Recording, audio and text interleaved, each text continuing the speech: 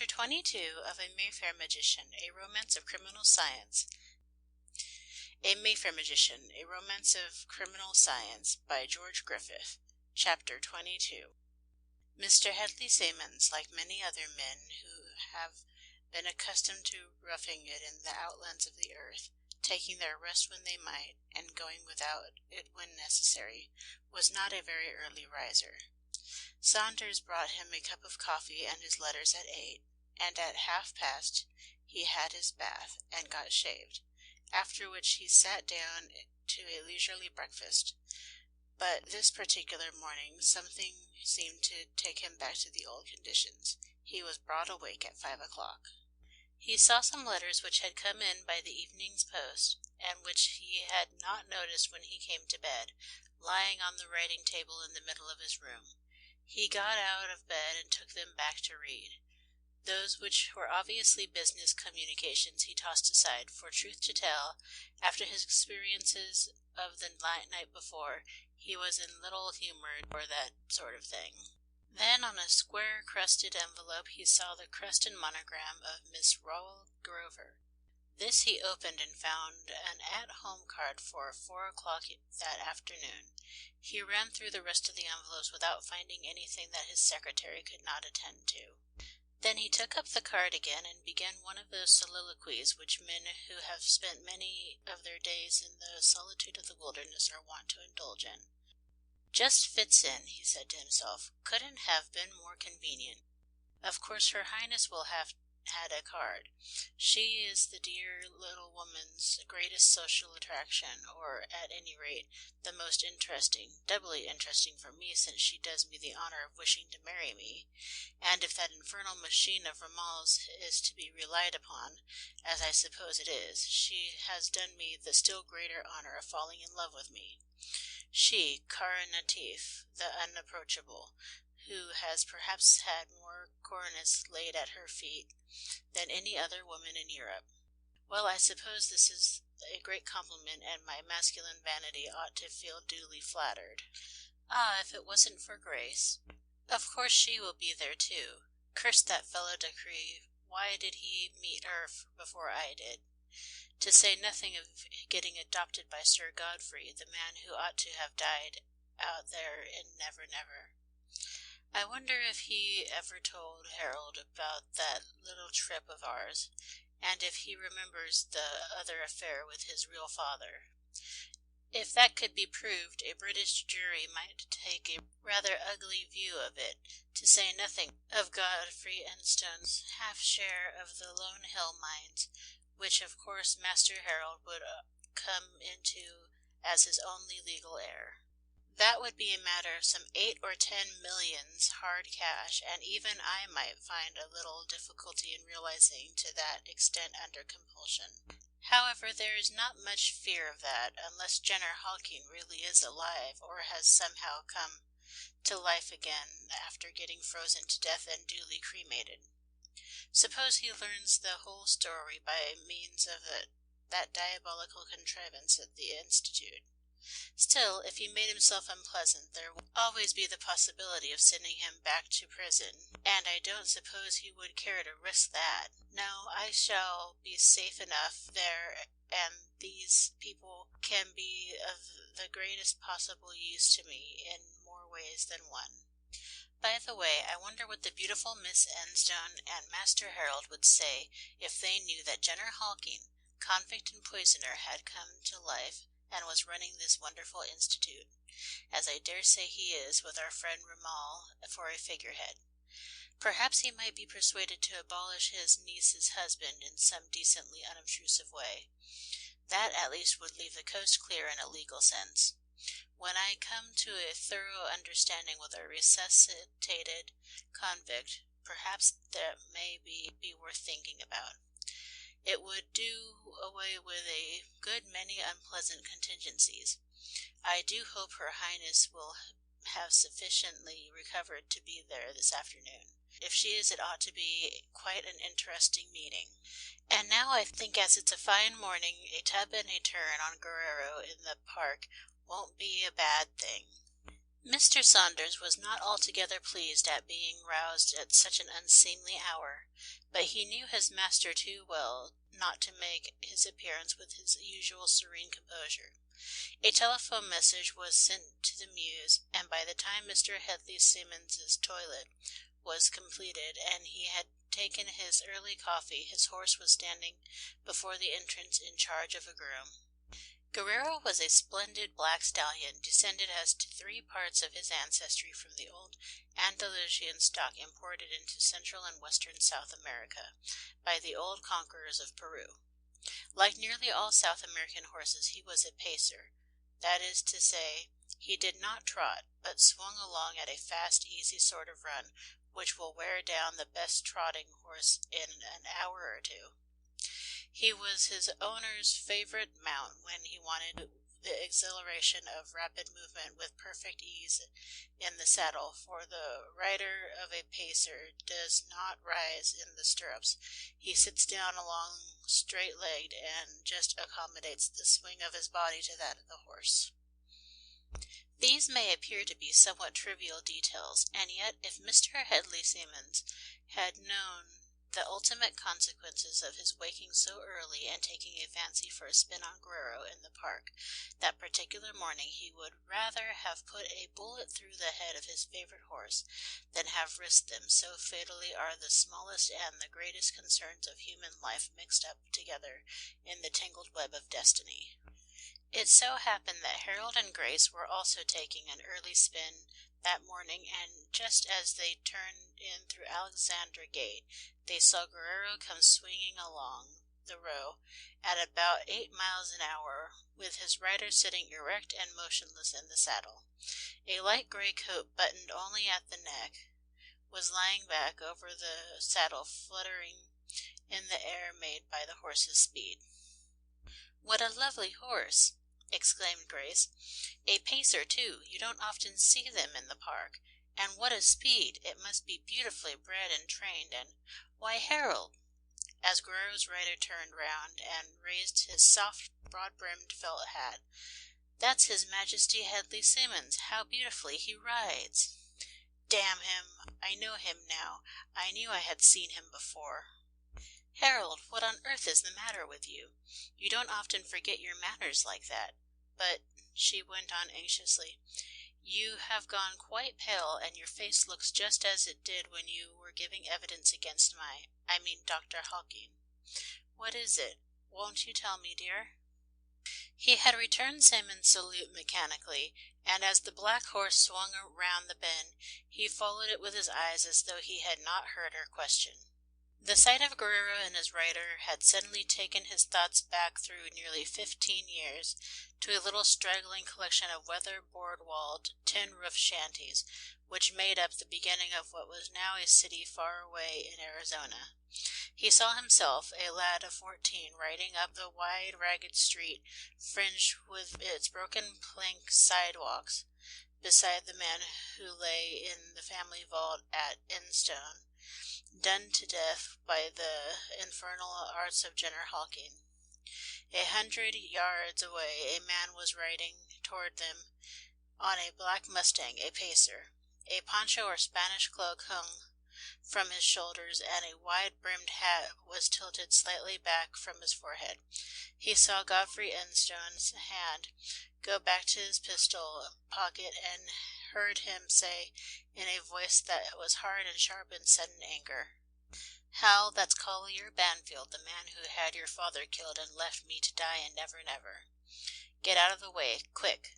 There'll be shooting in a moment." At the same instant the other man's hand went back to his hip. The 2 pistols cracked almost simultaneously, but Godfrey Enstone's was just a little quicker. A bullet sank past his ear. Then he saw the other man sway in the saddle and roll off. He remembered that when the wound was dressed it was a rather peculiar one. The bullet had broken the collarbone, passed through the neck, almost miraculously clearing the great blood vessels, and had run down and lodged itself deep into the muscle of the back, whence it was afterwards extracted. Certainly the wound would leave a mark which would not possibly be mistaken as long as Collier Banfield lived. It all passed in one of those swift flashes of memory which take no account of time or distance. In fact, so brief was it that Grace hardly noticed more than a little hesitation in his reply. "I beg your pardon, dear, 1,000 times," he said, still looking after the flying shape of Guerrero at his rider. "But I am sure you will forgive me when I tell you that I was perfectly right when I said to you the other day that I was certain I had seen Hedley Simmons somewhere before. I am certain of it now, and what's more, I know who he really is." "Who he really is, Harold?" exclaimed Grace, looking sharply at him. "Why, what on earth do you mean? Do you mean that he is not really what he represents himself to be?" They turned their horses in the direction of Hyde Park Corner, and he began his explanation, speaking quietly but with a thrill of angry emotion running through his tone. "No, Grace, he is not what he pretends to be. To put it quite shortly, Hedley Simmons of today, millionaire, mine king, railway king, student, and all the rest of it, is really Collier Benfield of 10 or 15 years ago, gambler, card sharper, thief, assassin, and any other old thing that is bad.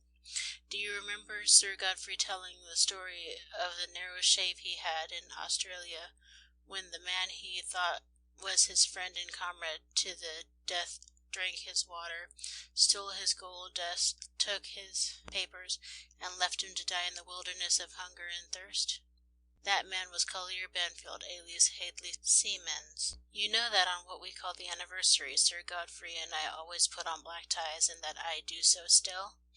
Well, that is the day that my father, that my real one, was knifed in a gambling hell in Yokohama, taken unaware and killed in cold blood by a cross-bred English Chinaman who was hung a few years after for another murder, or rather half a dozen.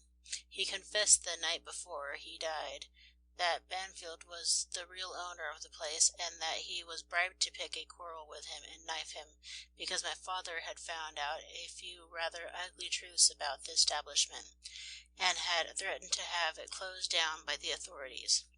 So now you see, dear, that I have a double grudge against our millionaire friend." "How awful, Harold," said Grace almost in a whisper. "But how is it that you recognize him, of course, supposing that you are right, only this morning when you have seen him scores of times before?" "Because, dear," replied Harold, "it is the first time since that shooting match in Arizona. Oh, I forgot I didn't tell you about that, but that will do later on. I mean that this is the first time I have seen him riding a pacer since our last meeting in Arizona, when Sir Godfrey was a bit too quick for him and got his bullet in first. That supplied the missing link of memory. Ah, look, there he comes again. You can't mistake a man that rides like that, and that light coat flying behind him reminded me of the Mexican poncho that he was wearing. I'd lay 1,000 pounds to a penny that if I could see that man's shoulder, I'd find that bullet wound." "And suppose you are really right," she said in a low tone as Hedley Simmons, who had already completed the circuit, swung past them again with his hand on the brim of his hat. "Well," he said slowly, "if we were away west or east or south, I'd shoot him like the dog that he is. But if I give him what he deserves here, I'm afraid the law will proceed to make you a widow, dear, and that in a most unpleasant fashion. That's the worst thing about these civilized countries. I couldn't bring any crime legally home to him, at least unless something like a miracle happened. But still, I can find some way of proving that I am right, and there will be some satisfaction in letting the world know that Hedley Simmons, the Gold King, as they call him, is identical to Collier Banfield, swindler, card sharper, and assassin hirer. And when I have done that, we will see what he does. By the way, are you going to Miss Grover's this afternoon?" "Yes, I certainly intended to do so," she replied. "But he will be sure to be there too, and after what you have told me, it would be rather uncomfortable, to say the least of it, and perhaps you wouldn't like me—" "Quite the reverse, my dear," he interrupted. I wouldn't have told any other woman so, but you have always been such a good and perfectly reliable chum that I know you'll help me, and the best way you can do that is to meet him and treat him exactly as though I haven't said a word to you. That's what I am going to do because, of course, the only way to get anywhere with him is not to let him suspect anything." Mr. Headley Seamans, blissfully unconscious of the many possibilities of his morning ride in the park, went to Miss Rawle Grover's at home in a state of somewhat piquant uncertainty as to whether he would meet the princess or not, and if so, whether she would retain any definite memory of the experiment which he was now beginning to feel rather glad she had not been able to go through with. He was not disappointed in either respect. Cara Natif was one of the first to greet him after he had paid his respects to his hostess, and there was no mistaking the meaning with which she said as they shook hands, "I am delighted to meet such a very close acquaintance again so soon." She spoke in a very low but perfectly distinct tone, and there was a point-blank look of challenge in her wonderful eyes as they met his, which left no possibility of doubt as to her perfect comprehension of the situation. For his part, the millionaire hardly knew for the moment whether to be pleased or the reverse. On the one hand, it was distinctly comforting to his masculine vanity to find himself on such uniquely intimate terms with one of the most beautiful and brilliant women in Europe. On the other hand, it was quite possible for a man of his complicated temperament and vast responsibilities not to feel somewhat anxious as to the extent and nature of her almost miraculously acquired knowledge. He had passed the Enstones a few moments before with the usual bow and the stereotyped smile proper to such social functions. He had never seen Grace looking more lovely or quite so distantly desirable. Although she gave no apparent signs of possessing the terrible knowledge which Harold had given her that morning in the park, his acute and highly trained perceptions nevertheless detected that something must have happened to alter her mental attitude toward him since their last meeting. The lovely magnetic eyes looked into his with a glance of acute inquiry and a glint of what he took to be antagonism, which he had never seen in them before. Of course he knew of no reason for it, though if he could now have had a few moments' séance with her at the other end of the marvelous instrument in the octagonal room at the Institute, he would have had very good reason to understand the meaning of that altered glance. As it was, he was only able to compare it to the equally and yet differently changed expression in the violet blue eyes of Cara Natif, not altogether to the advantage of the latter. Grace and Lady Georgina Pontifex passed again a moment after the princess had uttered her significant greeting. "How very lovely the beautiful Miss Enstone is looking this afternoon," she said, almost in a whisper. "Really, one cannot wonder that so many of the men in town, even lions of society, would be so very glad, and I dare say give so much to exchange personalities with her husband." There was no mistaking either the words or the eloquent glance which accompanied them. He saw instantly that his secret was known to her, that she knew that he loved Grace Enstone with a passion that was as strong as it was unholy. He was not slow to recognize the power which this knowledge gave her, and it was not very long before she made the fact, if possible, even plainer to him. Miss Rawle Grover's house was one of those old Maida Vale mansions which are all too quickly disappearing before the encroachment of shops and flats. The spacious Georgian drawing-room ran from front to back of the house, and opened by wide glass doors on the little flight of broad marble steps leading into a big tree-shaded garden, whose apparent extent had been doubled by the genius of Sir Joseph Paxton, and so an at-home and fine weather also pleasantly partook of the nature of a garden party. It so happened, whether by design or accident, that about an hour later Mr. Headley Simmons found himself once more tete-a-tete with Cara Natif in a little secluded arbour, to which one of the servants had brought them tea and cakes. "And now, Princess," he began abruptly, when he felt that they were alone, "since we know each other so well, and I can see quite plainly that you know at least one of my secrets." "And that you know at least one of mine," she said with a glint in her eyes and a snap in her voice. "Well, I suppose you are going to ask me, as our American friends would say, what I am going to do about it." "Exactly." "Then it should not take us very long to understand each other," she said softly in German for greater protection against possible eavesdroppers. "But this is hardly the place for such confidences, is it?" "I'm afraid not," he replied in the same language. "A certain room in the Institute would be more suitable, would it not?" As though the very mention of the name had summoned him, Ram Dass appeared at that instant at the door of the summer house, salaamed, and presented a little sealed envelope. "Ah," said Headley Simmons as he picked it up from the table, "perhaps this is at once an answer and a suggestion." End of chapter 22.